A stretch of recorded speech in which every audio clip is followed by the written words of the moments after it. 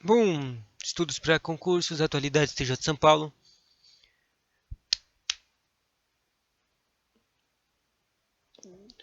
Vou ler algumas notícias de atualidades. A primeira é do Talibã, o presidente do Afeganistão, né? Foi muito rápido. E sobre uma justiça de Hong Kong, né? Que anuncia a primeira condenação com base na Lei de Segurança Nacional da China. Se prepara a lei, a coisa é grande. A lei do. A notícia do Afeganistão, Talibã e do presidente do Afeganistão fugindo são grandes. O presidente do Afeganistão deixa país e admite vitória do Talibã, que assume o controle do palácio presidencial. Ashraf Ghani diz que deixou o Afeganistão para evitar banho de sangue. O Talibã venceu e agora é responsável pela honra, propriedade e a apreciação dos compatriotas, escreveu em rede social. Combatentes dizem que vão permitir a passagem de civis que queiram deixar o país. Vídeo, multidão no aeroporto, tá? O Talibã chegou neste domingo 15 a Cabul e entrou na capital do Afeganistão por horas de cerco e a fuga do presidente. Ashraf Ghani, o grupo extremista que defendia uma rendição pacífica do governo, afirmou ter tomado controle do palácio presidencial. Daí, um cara chamado Abdibelu, vice-presidente do chefe do Conselho Superior para a Reconciliação Nacional, disse que Ghani, que é o carinha que fugiu, Guaraná, tá.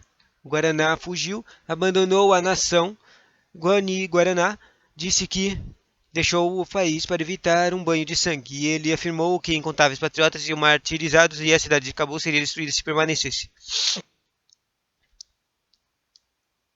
O Talibã venceu e agora é responsável pela honra, propriedade e autopreservação de seus compatriotas, disse ele em um comunicado postado no Facebook. Agora eles enfrentam um novo teste histórico. Ou preservam o nome e a honra do Afeganistão ou dão prioridade a outros lugares e redes, acrescentou. Segundo a rede egípcia Al Jazeera, que é um canal de notícias super legal. Um ex-guarda das costas do presidente informou que o palácio presidencial foi entregue oficialmente ao Talibã.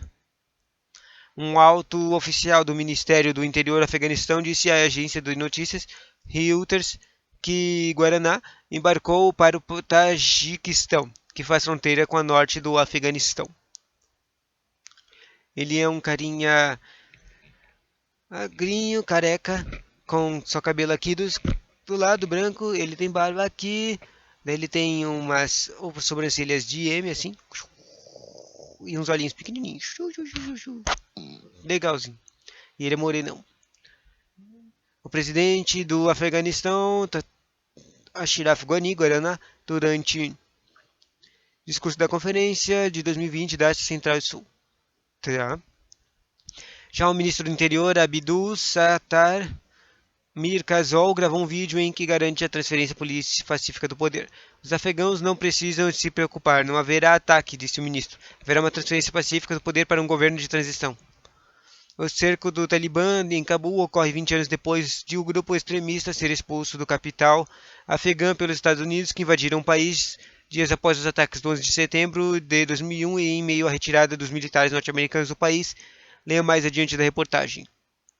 Suhail Shaheen, porta-voz do Talibã, fez uma chamada ao presidente Ashraf Guaraná e os outros líderes para que atuem também em uma transição pacífica do poder para o grupo extremista islâmico. Nessa liderança, instruiu nossas forças a permanecerem nos portões de Cabul, não a entrar na cidade, disse o porta-voz em uma entrevista à BBC. Estamos aguardando uma transferência pacífica do poder. Shaheen já vem anunciando o que pode ser considerado uma série de medidas do governo, mesmo sem o reconhecimento oficial, como respeito à imprensa, a diplomacia, a autorização para que as mulheres possam deixar suas casas sozinhas. Asseguramos as pessoas, especialmente na cidade de Cabul, que suas propriedades e suas vidas estão seguras, disse o porta-voz. Direitos das mulheres, que é uma coisa aqui bem controversa que estão com medo que aconteça. Eu deveria ler as notícias para ver o que aconteceu. Hein? Direitos das mulheres. Quando o Talibã governou o Afeganistão pela última vez, que é 20 anos atrás, dos anos de 1996 a 2001, as mulheres não podiam trabalhar, As meninas não podiam frequentar a escola e todas tinham que cobrir o rosto e estar acompanhadas por um parente do sexo masculino se quisessem sair da casa. As mulheres que infringissem as regras às vezes sofriam humilhações e espancamentos públicos pela polícia religiosa do Talibã, que atuava sob uma interpretação bastante rígida da Sharia, a lei islâmica. Desta vez, no entanto, a porta-voz do grupo garantiram que irão respeitar os direitos das mulheres com acesso à educação e ao trabalho, mas com o obrigatório do uso do hijab, lenço que cobre os cabelos e rosto.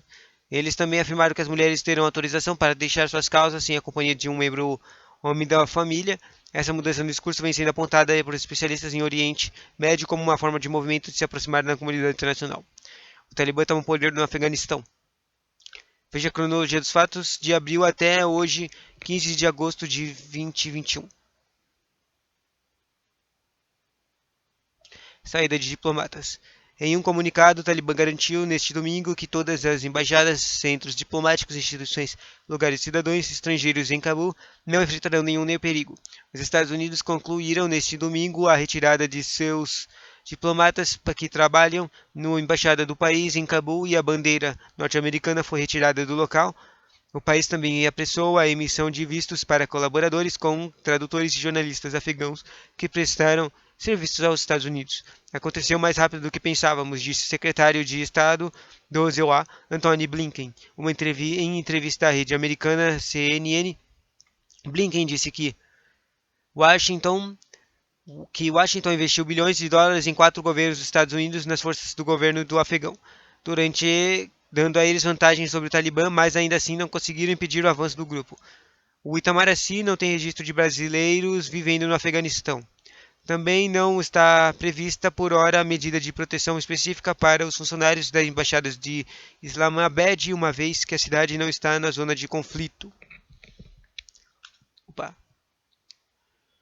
O Reino Unido ordenou a saída de aviões. O Reino Unido ordenou a saída imediata de cidadãos britânicos das cidades afegãs. O governo da Alemanha enviou aviões para ajudar na retirada de seus diplomatas, fechou sua embaixada em Cabul e pediu a saída imediata de alemães que vivam no país. Segundo a reportagem do jornal Bild, tradutores e colaboradores afegãos que atuaram com o governo de Berlim também serão retiradas da capital. A Rússia não planeja retirar seus funcionários de sua embaixada em Cabul, enquanto os combatentes talibãs cercam o capital afegã, assegurou uma autoridade russa, a agência Interflix. Deixa eu ver, enquanto os combatentes cercam a capital afegã. Nenhum evacuado está planejado, nenhuma evacuação está planejada, declarou Zamir Kabulov, o enviado de Kremlin ao Afeganistão, destacando que estava em contato direto com o embaixador russo em Cabul, cujos colaboradores continuam a trabalhar na embaixada. A Rússia é um dos países que recebem garantias do Talibã quanto à segurança dos embaixadores, disse Kabulov. A Organização do Tratado do Atlântico Norte, o OTAN, confirmou que continuará com sua presença diplomática em Cabul e oferecerá apoio para que o aeroporto da capital continue funcionando, segundo informações da agência de notícias Reuters. Neste domingo, entretanto, anunciou que todos os voos comerciais foram suspensos no aeroporto da capital afegã. A OTAN, se lembra que é um OTAN, hein?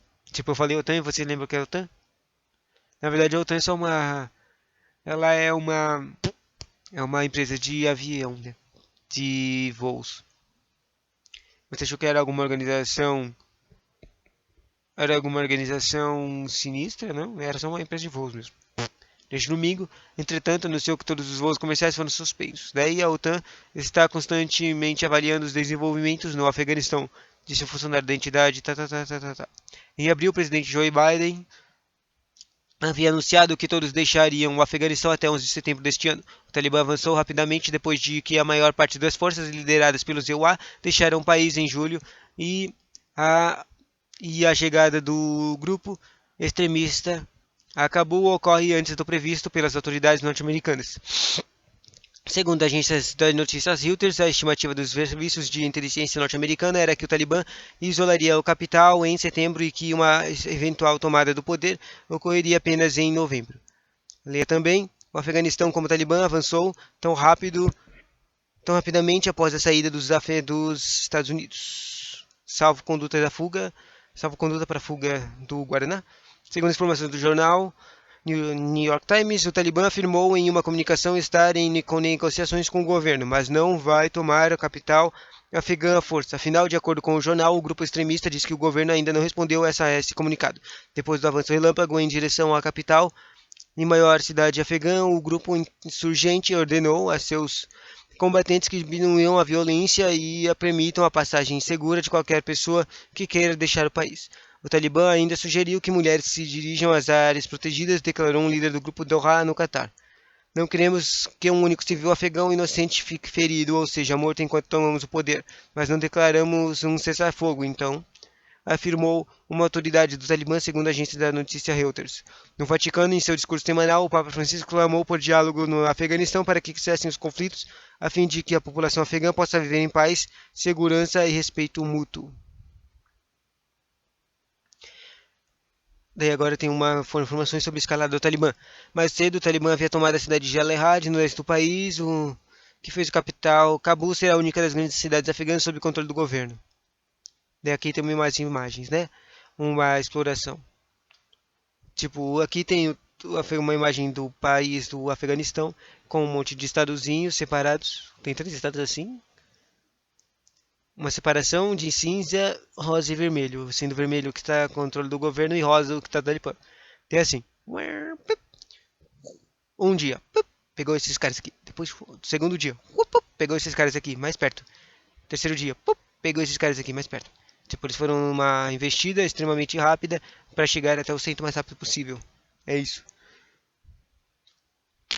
Remobilização das nossas forças de segurança e defesa é a nossa prioridade número 1 e medidas estão sendo tomadas para esse fim, disse Guani em um discurso, o Guaraná.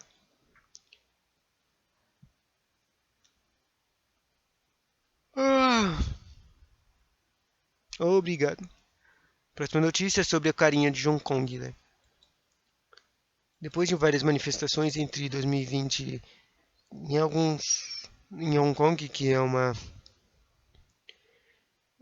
é uma república da China, nem tenho nem ideia de onde é. Eu me lembro que eu li uma pergunta que falava dela, falando que ela era da Grã-Bretanha. Então, sabendo que ela é de Grã-Bretanha, se aparecer alguma notícia falando disso, eu sei que está falando de Hong Kong. A justiça anuncia a primeira condenação com base na lei de segurança nacional da China. Tong Ying-kit pode ser sentenciado à prisão perpétua por terrorismo e incitação à secessão. Claro, terrorismo, mas o cara tipo, quase não fez nada, viu? O cara tinha uma bandeira lá aquelas bandeiras democráticas, né? Mas só que o China, então, ela é comunista, então isso é meio que contra as coisas, né? Daí a China lá tinha uma bandeira e ele, não sei se foi propósito, deixa eu ver se tem algum vídeo aqui dele fazendo isso. Ele avançou contra algumas pessoinhas. Isso da cidade de Hong Kong estava cada vez mais influenciar a repressão da China. Jimmy Lai é detido em 10 de agosto de 20. Eu não sei quem é Jimmy Lai, não. Não tem nenhuma cena, foto da coisa lá.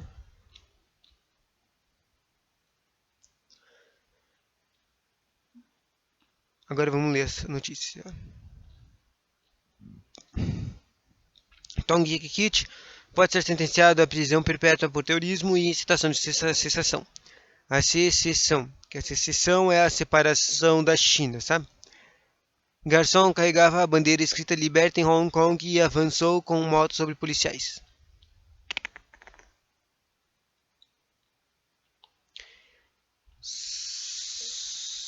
Um cidadão de Hong Kong foi condenado nesta terça-feira, 27. Quer dizer, deixa eu ver de que mês é esse treco aqui, porque o importante, principalmente para o TJ São Paulo, é o mês. As notícias que caem são as de agosto. Travou de novo.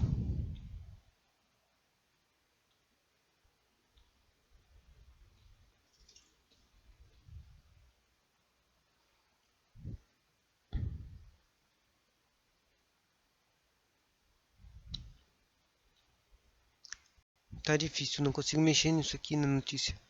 Há 2 meses atrás, então tá do mês certo. Ele carregava uma bandeira em que estava escrito Liberta Hong Kong, a Revolução. comum nas manifestações da cidade durante protestos do mês do ano passado, 1º de julho. A condenação por terrorismo foi porque ele avançou com sua moto contra polícias e colocou a segurança pública em grave perigo, segundo a sentença. O tempo da pena ainda não foi definido, mas Tong Yankee pode ser condenado à prisão perpétua. O caso de Yonggi Kit é incomum porque o garçom é uma das poucas pessoas presas por um ato violento. A grande maioria dos réus aguardam julgamento, foram detidos por expressar opiniões políticas que as autoridades agora consideram ilegais. Repressão chinesa em Hong Kong. Yonggi Kit foi preso num dia após a promulgação da Lei de Segurança Nacional. E um dia depois, nossa. E o julgamento aconteceu em 15 dias sem júri, mudando uma tradição legal da cidade semi-autônoma. Caraca. Os 3 juízes foram designados pelas autoridades locais para julgar os crimes, por serem classificados como segurança nacional. Veja mais abaixo. O governo tem aumentado sua ingerência e repressão sobre Hong Kong, uma cidade que foi um território britânico até 1997, quando o Reino Unido assinou um acordo para devolvê-la à China. O acordo previa a preservação da autonomia da região, que tem bastante influência inglesa, mas ele tem sido cada vez mais desrespeitado, sobretudo após os protestos de 2018 em Hong Kong, a cidade passou a 3 os protestos de 2018. A cidade passou a 3 anos por uma onda de manifestações que reivindicam mais liberdade política e menos intervenção chinesa.